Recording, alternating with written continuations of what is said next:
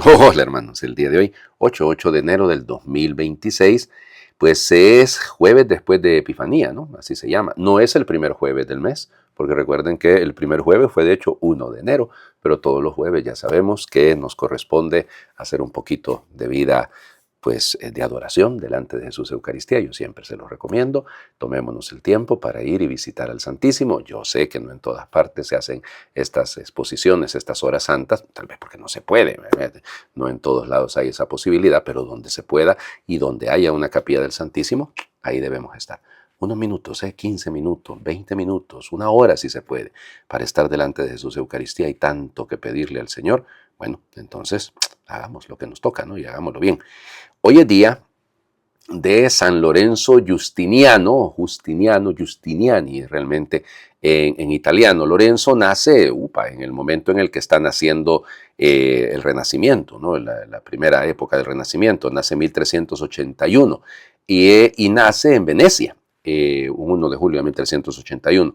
Era de alta alcurnia, era de la nobleza. Su papá muere cuando él está pequeño, don Bernardo, pero su mamá, doña Querina o Querina, va a ser la encargada de educar y los educó muy bien, a él y a sus hermanos. Y nada, es que realmente la formación de la mamá sirvió y empezó ella a notar que había ahí en Lorenzo algunos elementos de virtud que no eran exactamente, llamémosle, muy normales. ¿Okay?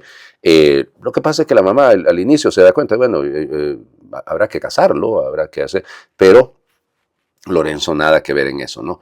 Entonces, fíjense, a los 20 años se dice que él había, tuvo una aparición de la Virgen que le dijo, ¿no? André, jovencito, tú que andas derramando tu corazón en tantas cosas inútiles, ¿ya? Lo que andas buscando, lo que realmente andas buscando, yo quiero ponerte y tomarme por esposa. Yo, si quieres, tómame por esposa. Entonces, nada, él le dijo que era la sabiduría de Dios.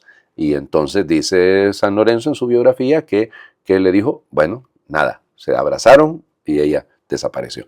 Bueno, es interesante, ¿no? Es una manera poco simpática la Virgen presentándose como la sabiduría, es trono de la sabiduría. Eso no es uno de sus advocaciones, es una de las letanías, ¿no? Bueno, se va a San Giorgio in Alga, ahí él tenía un tío que era canónigo, y entonces fue él el que lo fue orientando realmente, ayudarle a discernir, ¿no? Y entonces vendrá ahí es su cambio, realmente, no es realmente un cambio, pero es ya sus decisiones más profundas, ¿no? Ahí encontró a otros jóvenes, ahí en San Giorgio in Alga, que también eran de la nobleza y pues ellos compartieron el mismo ideal, ¿no? Uno de ellos va a ser el futuro Eugenio IV, el Papa. Y entonces, juntos con otro más, fundan ellos una congregación, que esa congregación, el Papa, se llamaba Gabriele Condulmer y el otro se llamaba Antonio Correr, y fundan la congregación de San Giorgio in Alga, y entonces, y lo nombran a Lorenzo, lo nombran como el prior, como digamos, la cabeza de la casa, ¿no? Y entonces empieza la vida de ellos. Entonces, son canónigos seculares, en 1404 es la fundación, y entonces, imagínense ustedes, este muchachito que era de nobleza, empieza a pedir limosna para los pobres, y nada, y no tuvo miedo incluso de ir a pedir a la puerta de su casa. Y entonces, ya les digo, era muy simpático porque, claro, ni siquiera lo reconocían. ¿Ya? Entonces, pero nada, hay que ir a los lugares y va haciendo un trabajo. Fue un excelente predicador, un excelente confesor, y entonces los papas fijaron su mirada en él. Lógicamente, ya cuando llegue a ser Papa Eugenio, pues va a ser la cosa distinta de Gabriele Coldumer, ¿no? Eugenio IV. Y, por ejemplo, el Papa Gregorio XII le encomendó el priorato en San Agustín de Vicenza, y estuvo ahí al frente de eso hasta que en 1409, ahí fue cuando lo eligieron entonces prior de la congregación. Y ya les digo, es interesante porque, estamos en esta época tan plagada de pestes, ¿no? y ahí va a haber muchas dificultades, pero él, en 1423 se cuenta de una peste terrible que azotó. Acuérdense que Venecia, como era el lugar donde confluían tantos barcos, ¿no?, venidos de tantos lugares, pues jalaban las pestes venidas desde el oriente, y ahí vino entonces el problema, pero él, vamos, sirvió a los pobres. En 1443, para ir un poco más rápido, fue nombrado obispo, arzobispo de Castello, por el Papa Eugenio IV.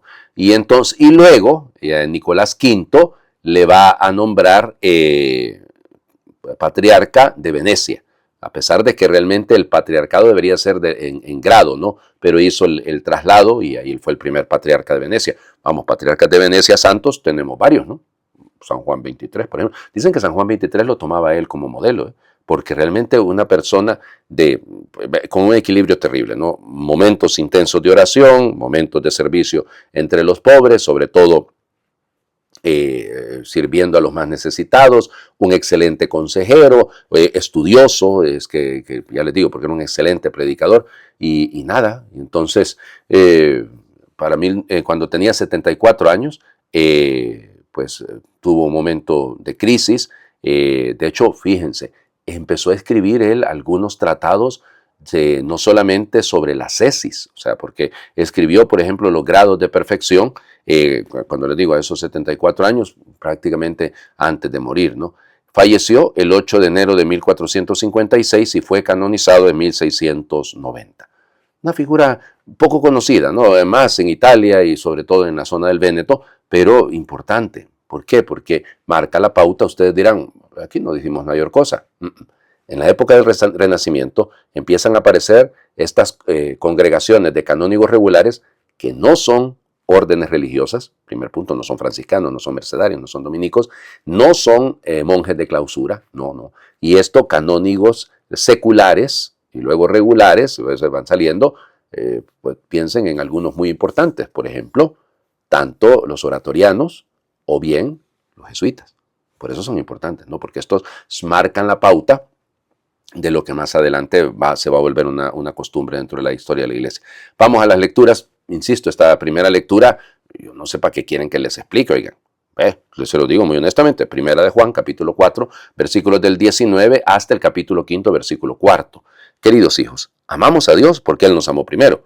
Si alguno dice, amo a Dios y aborrece a su hermano, es un mentiroso. Pues quien no ama a su hermano, a quien ve, no puede amar a Dios a quien no ve. Además, Jesús nos ha dado este mandamiento. El que ama a Dios, que ame también a su hermano. Todo el que cree que Jesús es el Mesías ha nacido de Dios. Todo el que ama a un padre ama también a los hijos de éste. Conocemos que amamos a los hijos de Dios en que amamos a Dios y cumplimos sus mandamientos, pues el amor de Dios consiste en que cumplamos sus preceptos, y sus mandamientos no son pesados, porque todo el que ha nacido de Dios vence al mundo, y nuestra fe es la que nos ha dado la victoria sobre el mundo. Palabra de Dios, te alabamos, Señor. Pues ya les digo, honestamente no sé qué quieren que les explique, porque esto está claro. Quien dice que ama a Dios a quien no ve y no ama a su hermano a quien sí ve, es un mentiroso. Vamos, esta verticalidad y esta horizontalidad del amor se cruzan, piensen en una cruz. Voy a agarrar aquí la crucita que siempre tengo enfrente. Pues hombre, aquí en el centro de esta verticalidad, el amor a Dios, el amor a los hermanos, la horizontalidad, pues tiene en el centro a Cristo, ¿no? Pues sí, es así. Todo el que cree en Jesús ha nacido de Dios. Por eso, el que ama al hijo, ama al padre, ama a los hijos de este padre. Pues sí, hombre, aquí no ocupamos mayor ciencia, ¿no? O sea, tiene una lógica. ¿De qué me sirve decir que yo amo a Dios? ¿De qué me sirve? Porque partamos de lo que me leemos el día de hoy. En saber que Dios me ha amado. Si eso luego no se vuelve una consecuencia lógica, yo no digo natural, pero lógica, de que debemos amarnos y amarlos a los hermanos. Pues sí. Es decir, no hay mayor ciencia en esto, creo. No sé cómo se sentirán ustedes, pero a mí me resulta, vamos. Ahora, lo difícil es pasar de lo que sabemos a lo que hacemos. ¿Sí?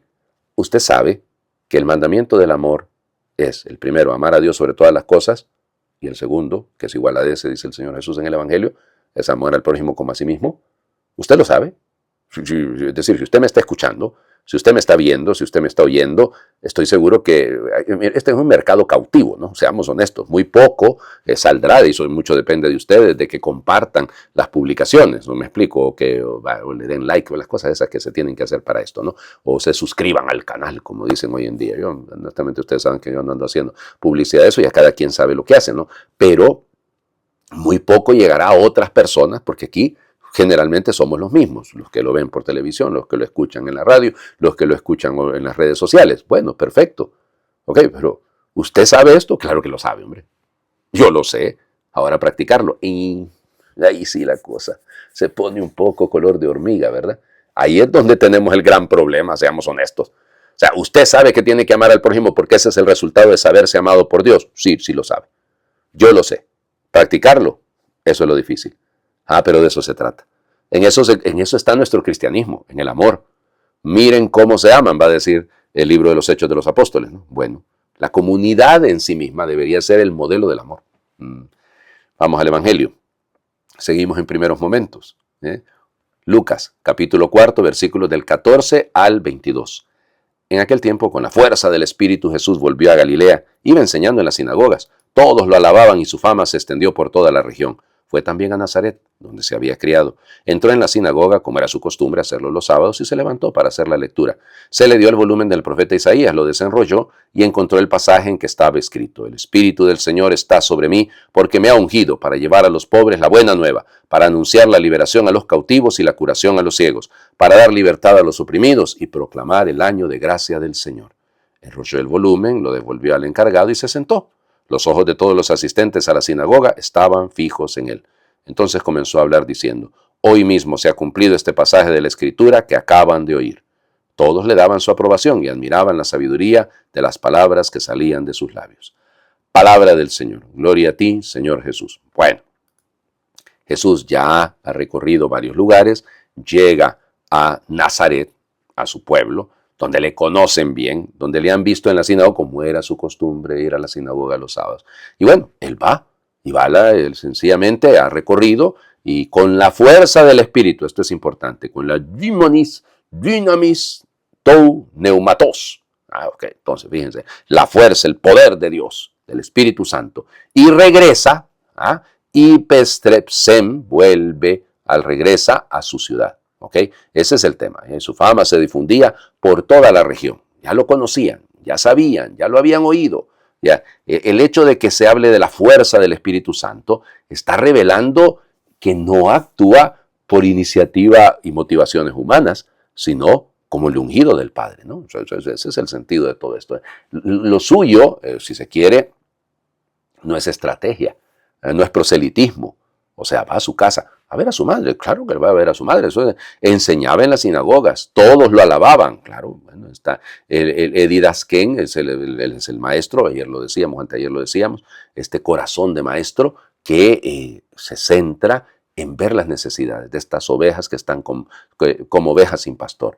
Y todos lo alababan, él dosaxó. Es decir, hay un reconocimiento, hay una glorificación, si lo quieren. Claro, eso va a ir en contraste con lo que sigue de lo que leímos hasta hoy, pero lo que sigue es que lo van a rechazar. Y eso es así, porque la reacción superficial de los seres humanos, bueno, va a Nazaret, donde se había criado.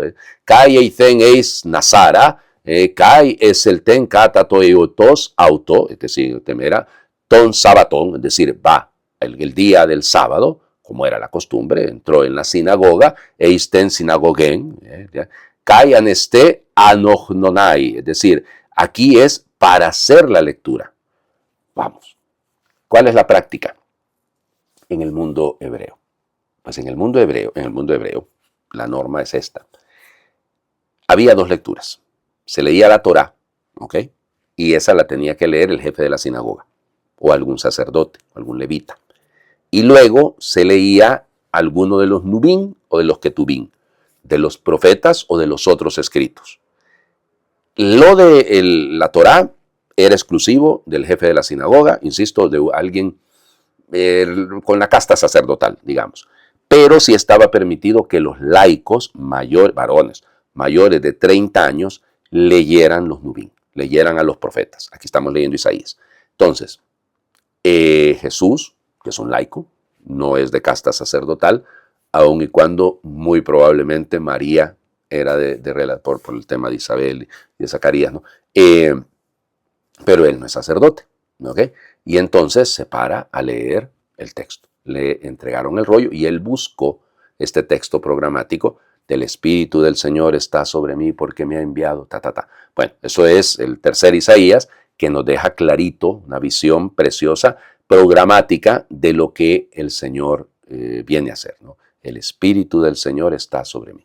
Es interesante, ¿no? El rollo, desenrollar, sí, porque se guardaban de esa manera, ¿no? Y lo abrió, lo desplegó, es literalmente, o sea, al abrirlo, porque lo tiene usted que mover el rollo, y encontró, pero encontró porque eso andaba buscando. Es decir, encontró el texto. Y entonces el texto es, efectivamente, como les digo, del libro del profeta Isaías, que se centra, ¿no? El encrisén, el ungido, que viene a evangelizestai, es decir, viene a evangelizar, a anunciar la buena nueva, a los tokoi, a los pobres, a fesis, a liberar, a perdonar y además a anunciar el año de gracia, eniautos kyriou, es decir, el año del Señor. Bueno, ya hemos celebrado un jubileo recientemente, ¿no? Pero aquí es más que eso. Recuerden que los judíos cada 50 años tenían un año jubilar, ¿no? Un año del Yobel, el día del jubileo. Muy bien, pero aquí el versículo que sigue de esto de Isaías, pero también para el desquite del Señor. Y aquí él no lo lee.